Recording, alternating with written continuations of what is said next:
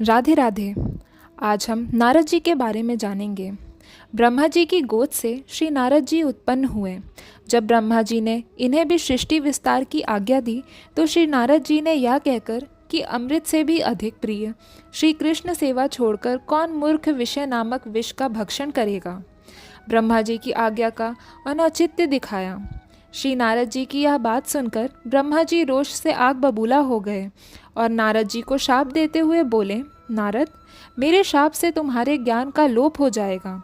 तुम 50 सुंदर स्त्रियों के पति बनोगे। उस समय तुम्हारी उपब्रहण नाम से प्रसिद्धि होगी। फिर मेरे ही शाप से दासी पुत्र बनोगे।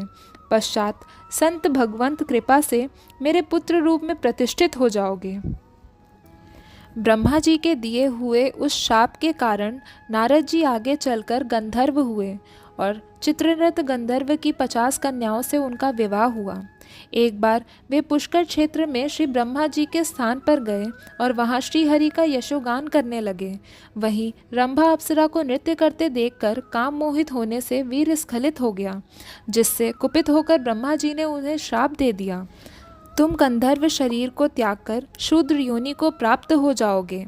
कालांतर में ध्रुमिल गोप की पत्नी कलावती के गर्भ से उत्पन्न होकर वे दासी पुत्र कहलाए। ध्रुमिल गोप के स्वर्ग से धार जाने पर कलावती एक सदाचारी ब्राह्मण के घर सेवा कार्य करती हुई जीवन यापन करने लगी। उस समय का अपना चरित्र बताते हुए श्री नारद जी ने व्यास जी से कहा कि मैंने ब्राह्मण के घर चतुर्मास बिताने के लिए संतों में निवास किया। ब्राह्मण की आज्ञा से मैं माता समेत संतों की सेवा में लगा रहा और उनके पात्रों में लगी हुई उनकी जूठन दिन में एक बार खा लिया करता था, जिससे मेरे सभी पाप दूर हो गए। मेरा हृदय शुद्ध हो गया। जैसा भजन पूजन वे लोग करते थे उसमें मेरी भी रुचि हो गई। कुछ ही दिन बाद सायंकाल में गाय दुहाकर लौटते समय सांप के काटने से माता की मृत्यु हो गई। तब मैं भगवान की कृपा का सहारा लेकर उत्तर दिशा की ओर वन में चला गया।